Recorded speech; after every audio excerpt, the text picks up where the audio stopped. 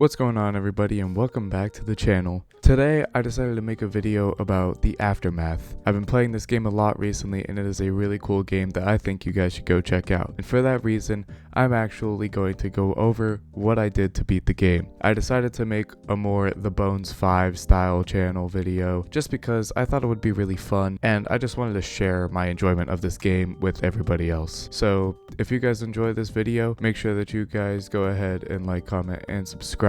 And also make sure you guys go check out the game, because that's exactly what I'm making this video for. I'm making this video so that you guys can go check out the game and you guys can see what I did to try and beat the max mode, so you guys can see what it's like for yourselves. Without further ado, let's get into this.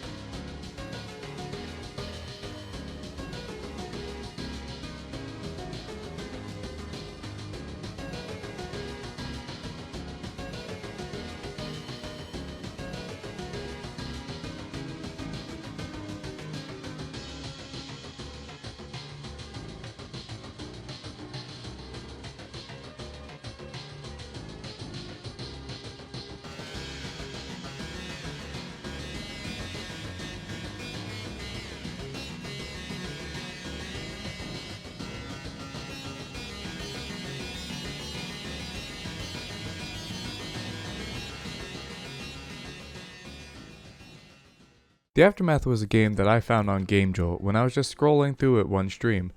I decided it looked cool and I was going to play it. And that's where my love for this game came from.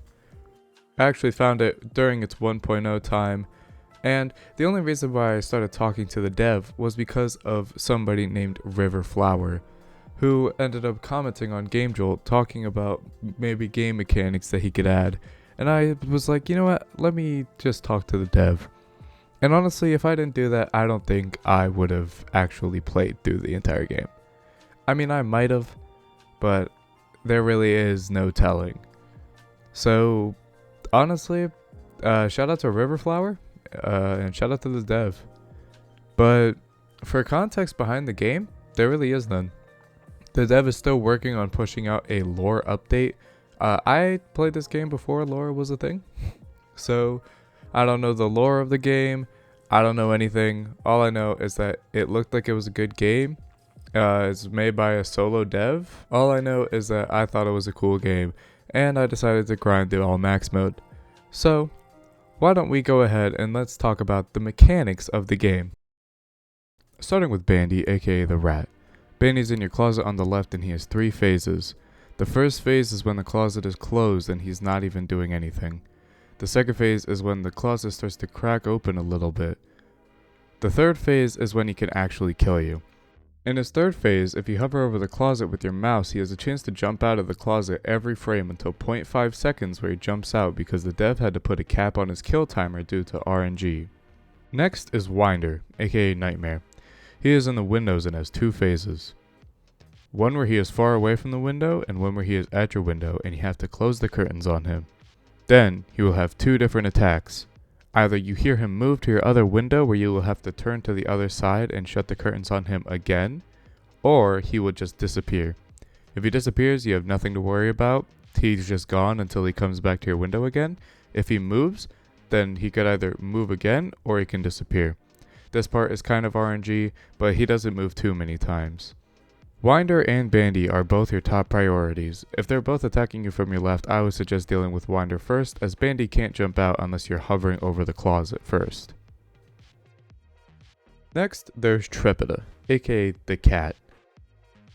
She will start stomping really loudly towards your room, and you can't press A, S, D, or click your mouse in any way, or else she will kill you when she's in the doorway. Here's what it'll sound like when she's approaching your door. The good news is that on recent patches, the dev has made it so that when she is approaching and inside your doorway, all animatronics are frozen and can't attack or progress in stages while she is there. This means as soon as you see her, stop clicking and stop moving and she will go away. Next up, we have Defty. I don't have a funny name for him, I always just called him Defty. He has 3 phases, one where he spawns on your right and is sitting in the corner of your room. He will then disappear for the second phase, and his third phase he will be in front of you with a very distinct audio cue.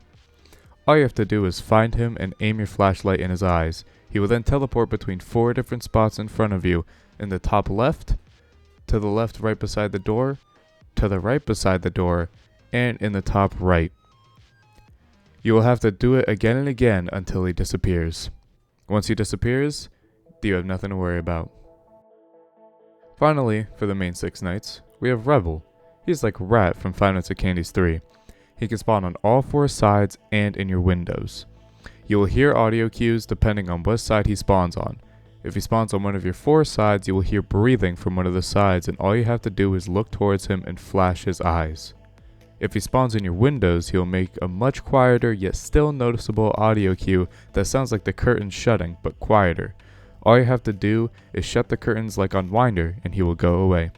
If he spawns in front of you, you have to flash his eyes and he will take a step back and go into a more normal Five Nights at Candy's 3 attack where he will bounce between 3 different points, and you have to aim at his eyes before his kill timer gets too high, and he will disappear after he makes a certain number of movements. It's supposed to be 20, as you can see if you have dev mode on. However, some movements don't count for some reason, so just keep going until he disappears. That's all for the main 6 knights. Now it's time for the custom knight, and as usual with most games, the custom knight changes some things. There are 6 challenges, which does not include the Revel challenge, which just activates him for the night. I'll go over them now. Enraged Revel makes Revel purple and gives him new mechanics. Enraged Revel is the same as normal Revel, except he is a lot faster and has new attacks. He can now fake you out. So let's say he spawns on your left side. You need to wait a second and listen to if he moves. He can then either spawn on your right or behind you, or he can just choose to stay on your left.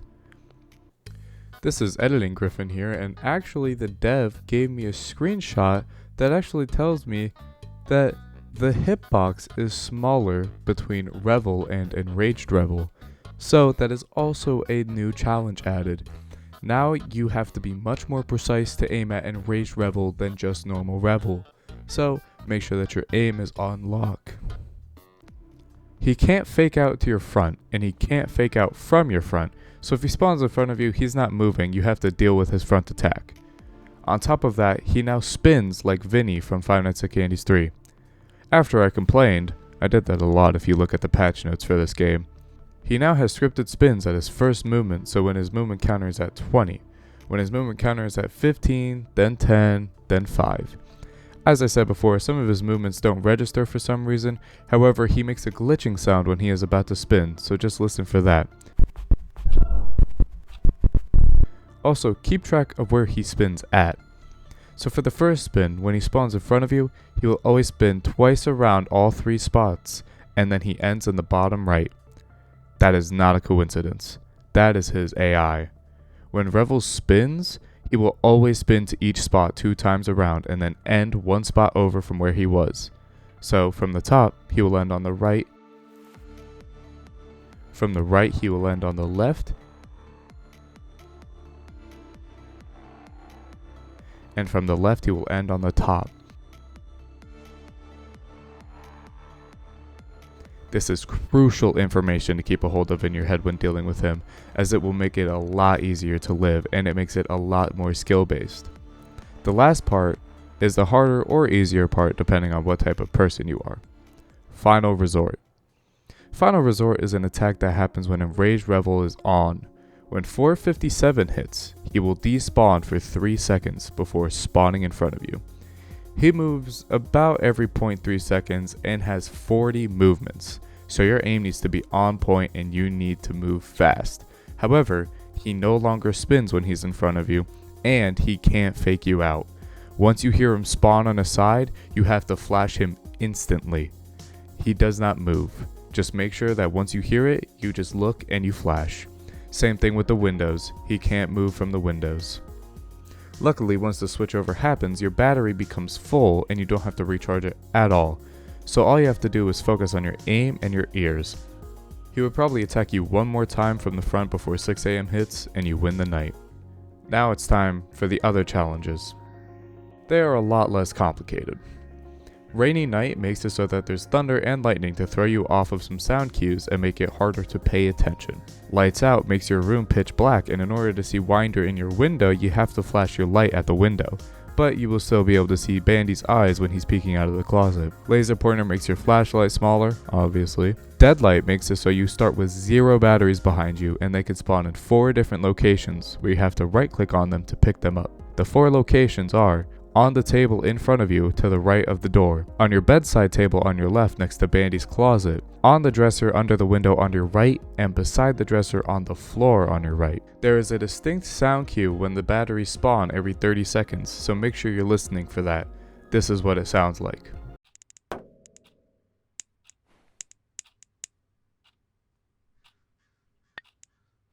They spawn in all 4 spots at the beginning of the night, and then they spawn every 30 seconds unless there is already a battery spawned. Last is Paranoia. Paranoia adds hallucinations that spawn with a loud thud on your left and right. This is that audio cue.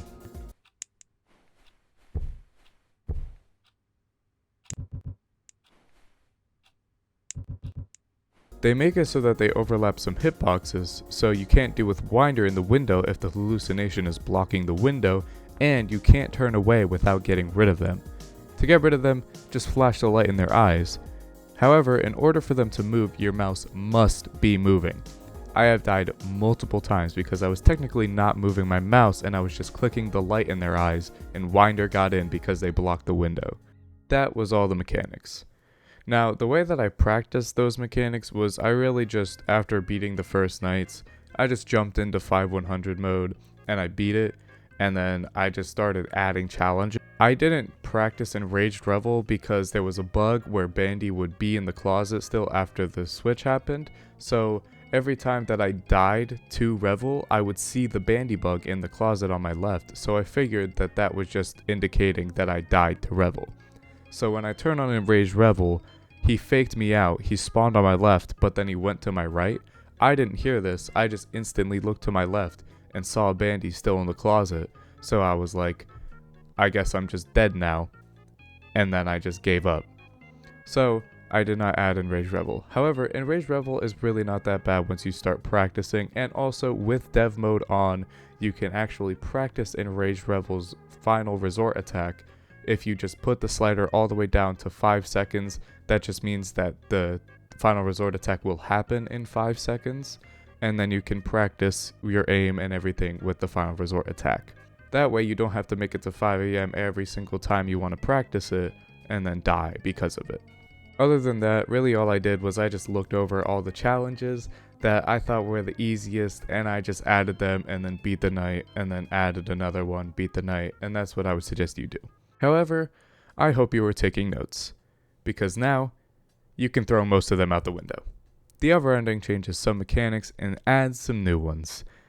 So, let's go over those. There are now candles, which now make it so that lights out isn't actually that dark, and you can kind of see where some of the batteries spawn and sort of make out Winder in your windows. However, it's really kind of hit or miss with it. Besides that, let's start with the animatronics, yet again. Bandy now has a shorter timer, goes through phases faster, and gives you less time to click him back into his closet, which means less reaction time. Winder now has a shorter timer as well. I think. I didn't actually check on that with the dev, I just kind of felt like he moved faster when I was doing my attempts. Trepida now makes it so you can't move your mouse cursor at all. During the Everending, if you move your mouse cursor at all while Trepida is in the room, you are dead. You basically have to take your hands off the mouse and keyboard while she is there. Defty is still the same. However, there's a secret character. This motherfucker was the bane of my existence. Still spawns at 25 seconds into the night and will automatically kill you at 50 seconds. 4 dolls will spawn one at a time on each side. You will hear some audio that sounds like some weird heartbeat in the direction of the doll, so if it is on your left, then you will hear the sound on your left. I was told that it can spawn in 3 different places on all 4 sides, but I feel like I've only seen it spawn in 2 places on my left and right, and 3 places in front and behind me.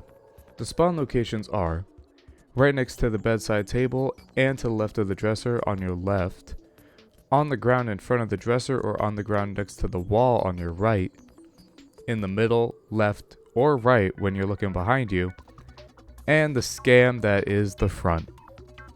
You see, apparently on the dev save file, he didn't have this pink llama plushie that I had, which is directly where a doll can spawn. So the doll can either spawn behind the plushie on the left, almost covered by another plushie on the right, or back on the wall on the left of the door. You got all that? Good, cause I am not done. A doll can't spawn on the same side twice, so you don't have to check either side. However, the other animatronics don't freeze to let you look. Everything is still in full effect. So you will still have to deal with Bandy, Winder, Trepida, and the death sentence that is Defty. The reason Defty is a death sentence is because the automatic 50-second death. Defty spawns around 45 seconds, and you can't really look away from Defty without it being over from there unless you're really lucky or skilled. I don't know which one. So when he spawns, if you still haven't gotten all 4 dolls, you might as well just reset from there. On top of all that, you have to realize that a battery spawns during this, and if you want to get the max amount of batteries, you have to also click on that during this or directly after this before the 1 minute mark to make sure another one spawns. After that, you go back to normal Everending gameplay. Still only spawns once, so once you're past her, you can actually win. However, we are still not done. Let's talk about more mechanics. Everending adds more hallucinations that after a certain period of time you start to breathe heavy and your flashlight battery drains. To stop this, you must press space to blink. This is an exclusive Everending thing, and this is not another challenge that you can practice on a normal night.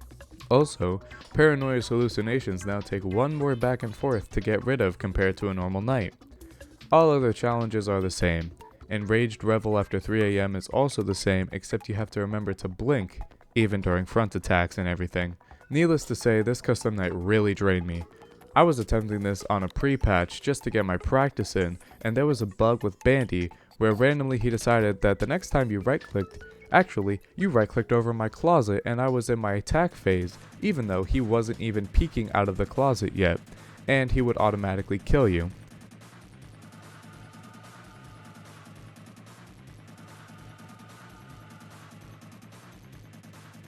The secret character hadn't been added yet, and Winder sound effects pre-patch version 1.2 was so quiet that even without all the distractions, you could barely hear it even during the normal nights. There was a bug where sometimes my flashlight didn't give me the batteries when I went to recharge it because of the hallucinations and not blinking, and sometimes Bandy would just say you can't use your flashlight anymore and you were just screwed.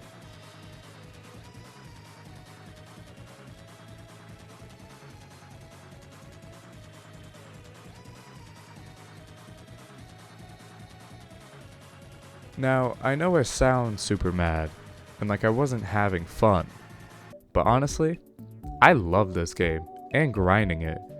It was just after so many attempts and bugs and everything that I had to tell the dev and feel bad about because I was complaining so much to him and didn't want to keep blowing his Discord up, I started to get my mental torn. For those of you that don't know, I am not a very social person. As much as I maybe sound like it when I'm streaming or stuff, that's just a front, basically. I hate it when I have to tell people things, or not like tell people things, but like I hate it when I have to confront people about things. So every time I wanted to talk to the dev, I would literally take a step back and be like, do I really want to do this? I don't want to make the guy annoyed at me or anything. So with all of this, all of the times that I've been added because I just keep on complaining during patches, I made it sound like I was joking, but I genuinely felt bad. But I had to push on. When I started to get my mental torn, you could hear it. In my first stream, patch 1.2 came out at 2 in the morning my time. I had streamed earlier and said, if the patch comes out before I go to bed, I will come back, stream again, and play it. I made myself some ramen since I just got my wisdom teeth removed that Monday, and it came out. So, I started grinding. As I was grinding, my last attempt made it to Enraged Rebel. Finally, I was gonna be done. It only had been an hour at this point. I was doing really good even though I was getting so mad. But I lost to him because I forgot that I had to blink. And when you blink, you can't see. So I lost track of him whenever he moved. After that, I just rage quit and ended the stream. However, that didn't stop me, and I kept grinding the next day. But let's talk about strategy first. The strategy that I came up with was to collect all 4 batteries as fast as possible right off the start and listen for Winder. If Winder made a loud sound cue indicating he was at the window, I dealt with him. And then Bandy, because Bandy would usually be creeping out of the closet before Winder's sound effect, however Bandy is a little bit more lenient. Then I wait until I hear Bandy and deal with him, and then I wait for Winder and deal with him. Defty then spawns around 18 seconds into the night. You want to make sure both of them are dealt with and are as far back in their phases as possible. Once Defty comes, Bandy and Winder's kill timers are frozen. Then Still will spawn at 25 seconds. When Still spawns, make sure you know where the dolls spawned by listening to the audio cues. Once Defty would leave, I would immediately go to handle Bandy or Winder depending on which one was more ready to attack, and then find the doll.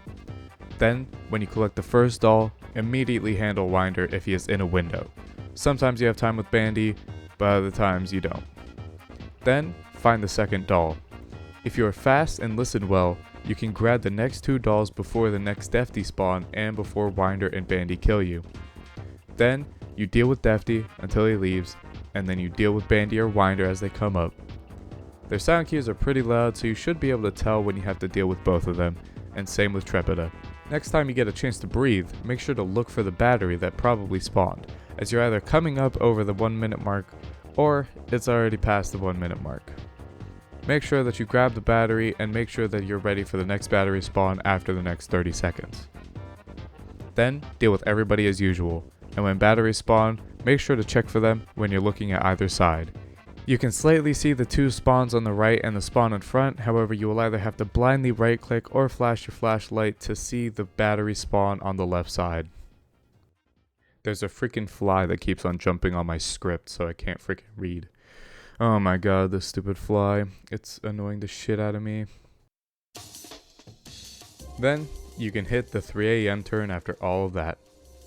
I would practice Enraged Rebel all challenges like I did in one of my last videos in order to get ready for this one, because this one's a little bit difficult.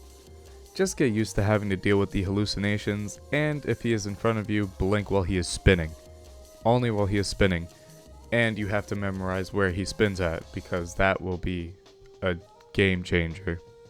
If you know where to aim for his spins with practice, you won't need to see and you can blink the hallucinations away.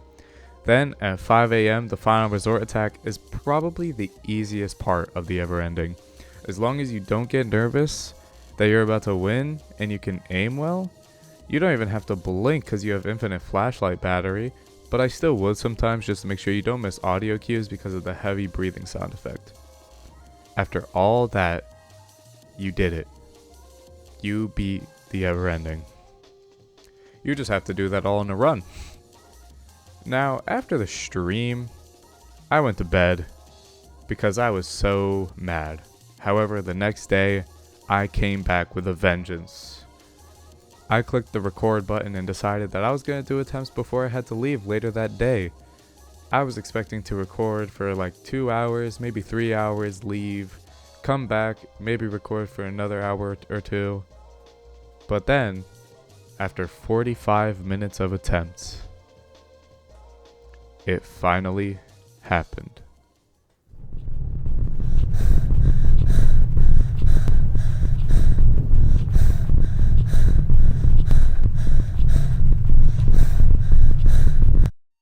Holy shit, holy shit. I never want to touch this game fucking again. I never want to touch this fucking game ever fucking again. Holy shit, holy shit, holy shit, holy shit, holy shit, holy shit. No fucking way. No shot. No shot. I've been recording for 47 minutes. Holy shit, there's no fucking way.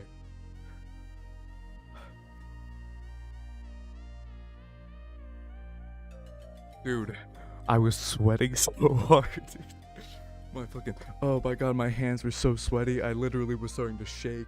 Holy shit, there's no way. There's no fucking way, dude. 3 stars, baby. Oh my god. Max mode. Complete custom night on max difficulty. Thanks for playing. This is an amazing game. If he comes out with more patches that make it harder or something, I will 100% be coming back to it. Holy shit. Thank you so much for watching. I cannot believe everything. I can't believe it. I can't believe it. And with that, I can finally be done. Man, I cannot wait to go ahead and make more videos. I was working on some Dead by Daylight things. Man, I am just so excited for this. Oh god, no. Don't tell me. Son of a